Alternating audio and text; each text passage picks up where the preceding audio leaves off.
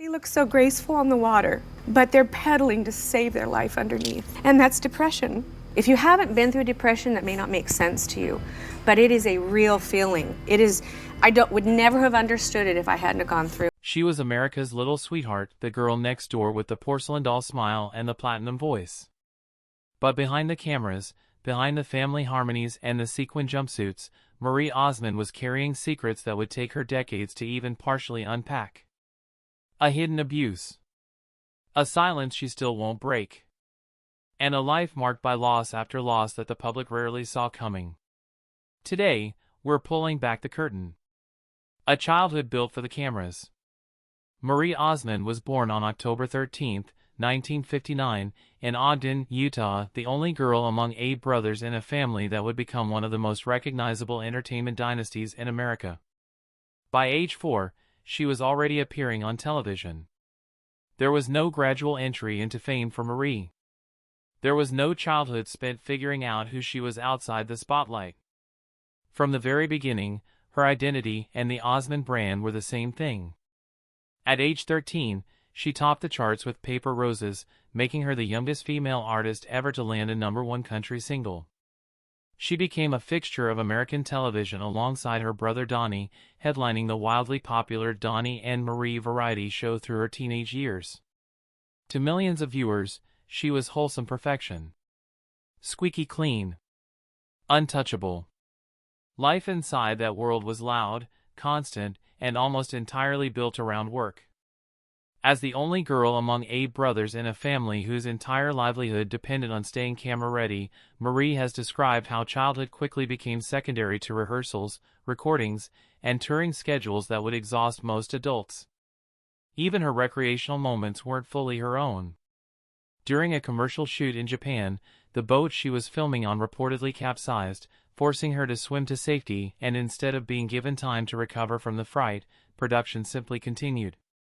Lessons like that one taught her, early and repeatedly, that the business she was born into often prioritized the show over the child performing in it. But what does it actually cost a child to grow up entirely inside the machine of show business? That's the question Marie herself would spend the next 50 years trying to answer, and the answer, when it finally came, was far darker than anyone watching at home could have guessed. The first crack, behind the smile. It was 2001. Marie Osmond, then 41 years old, was preparing to release a memoir called Behind the Smile, My Journey Out of Postpartum Depression. The book was framed as an exploration of her battle with depression following the births of her children. But buried inside its pages was something far heavier, a disclosure the public was not expecting. During my childhood and teen years, I was abused, she wrote. It ranged from invasions of privacy to having my personal property stolen, and, most damaging, to being abused sexually. She went further in interviews around the book's release, telling reporters she had been threatened by whoever had hurt her, and that instinctively she knew what was happening to her was wrong, even as she pushed the feeling down. In her own words, she carried it inside her for years, telling no one. So who was responsible? This is where the story takes its first genuinely frustrating turn, because Marie made a choice that she has held onto for over 2 decades. She would describe what happened to her. She would describe how it made her feel. But she would not say a name. Refusing to name him. At the time, Marie was direct about one thing only: whoever abused her was not a family member and not a friend. Beyond that single detail, she offered nothing. No profession, no context, no timeline more specific than childhood and teen years. For a family as famous and as scrutinized as the Osmonds, this was a strikingly narrow window into a story with enormous implications. Think about that for a moment. Here is a woman who has spent her entire life in the public eye, who has written multiple memoirs, who has sat across from some of the biggest interviewers in America, and on this one subject, she drew a line and never crossed it. Was it protection? Fear? A promise to someone? Marie has never fully explained her reasoning, and that silence has only fueled decades of public curiosity. It's worth pointing out how unusual this is, even by celebrity memoir standards. Most public figures who disclose abuse eventually name names, whether through interviews, lawsuits, or later books, once enough time and distance from the alleged perpetrator makes it feel safer to do so. Marie has had more than 2 decades of distance.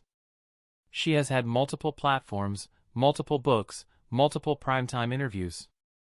And still, the identity of her abuser has remained locked away, known only to her and, presumably, to whoever that person is or was. That decision has also shaped the way the public talks about her story.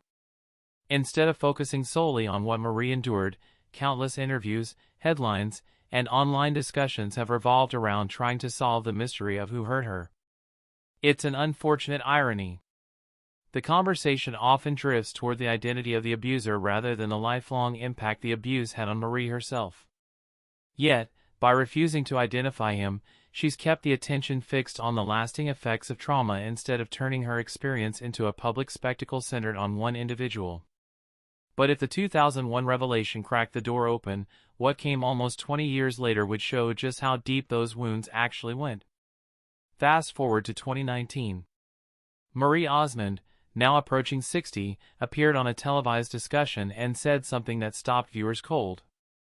She revealed that as a young girl around 8 or 9 years old, she believed she might be gay, specifically because of what she had endured. In her words, the abuse she suffered had left her feeling that men made me sick. This wasn't a passing comment. This was a nearly 60-year-old woman connecting, out loud, on camera, the trauma of her childhood to confusion about her own identity at an age when most children are worrying about homework and playground friendships.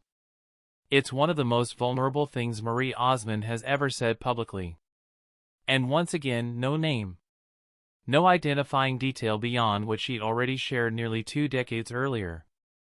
The mystery deepened instead of resolving. If anything, the 2019 comments raised more questions than they answered. How young was she when it started? Was it isolated, or did it happen more than once, potentially by more than one person? Marie has never clarified. So why tell part of the story and withhold the rest? To understand that, you have to look at everything else Marie Osmond was managing behind that famous smile, because the abuse, it turns out, was only one thread in a much larger tapestry of private struggle. The body she was never allowed to have. Long before body image became a mainstream conversation, Marie Osmond was already fighting a private war with her own reflection. She has said publicly that her struggles with body dysmorphia trace back to comments made about her weight during the Donnie and Marie years. She has specifically described being called fat while working on set as a teenager, a comment that came from within the industry that was supposed to be nurturing her. Think about the timeline here. This is happening during the same stretch of years, her childhood and teens, that she has said the sexual abuse was occurring. A young girl, already carrying trauma she couldn't speak about, was simultaneously being told her body wasn't good enough for the cameras that made her family famous. It's not hard to see how one wound might feed another. Marie has spoken about this connection more directly in recent years, describing decades of disordered eating and a fractured relationship with her own body that had nothing to do with vanity and everything to do with shame that started far too early and never fully let go. What makes this part of her story so striking is the sheer length of time it played out. This wasn't a passing rough patch in her 20s that she worked through and left behind. Marie has suggested this was a lifelong undercurrent, something she managed quietly for decades while continuing to perform, continuing to smile for cameras, continuing to sell the image of effortless perfection that made the Osmond name a household brand. The public saw a woman seemingly at ease in the spotlight. What she has since revealed is a far more exhausting private reality, one where every appearance came with an internal cost few people around her ever fully understood.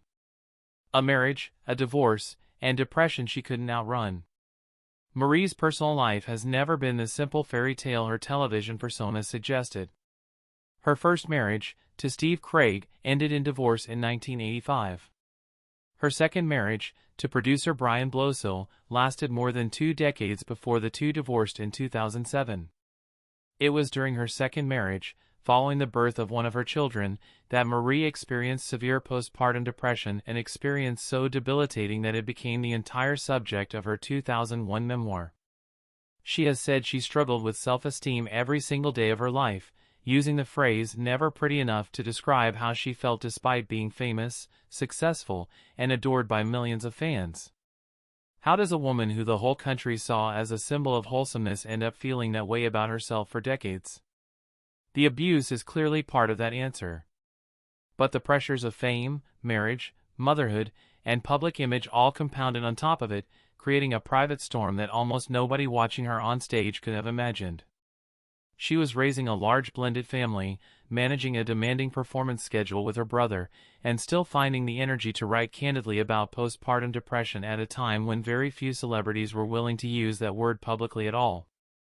In hindsight, that book reads less like a single confession and more like the first thread Marie allowed the public to pull on, one that would eventually unravel into decades of further disclosures. And then, in 2010, came the loss that Marie has since called the hardest thing she has ever endured.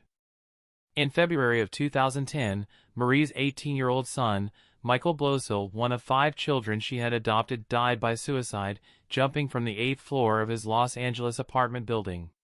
He had struggled for years with depression and had entered rehab in 2007, the same year his parents divorced. He left behind a note describing a long battle with feelings of not belonging.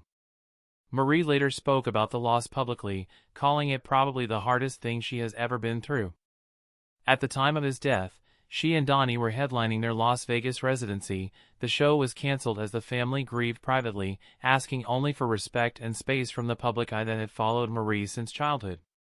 It's almost impossible to hold all of this in your head at once: a woman who survived abuse she still won't name, body shame instilled by the industry that made her famous, a very public marriage collapse, and the death of her own child, and still see the same person smiling through decades of television appearances. But Marie Osmond wasn't done facing hard chapters yet. Walking away from the talk. Years later, Marie found a new chapter on daytime television, joining the panel of the talk as a co-host.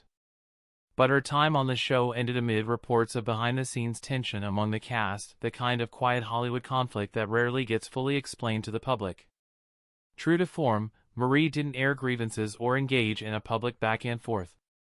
She simply exited with the same composure she'd shown her entire career and moved on to new projects, including symphonic performances and new music.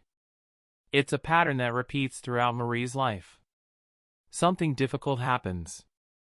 The public gets a small glimpse. And then the door quietly closes, leaving fans to wonder what really went on behind it.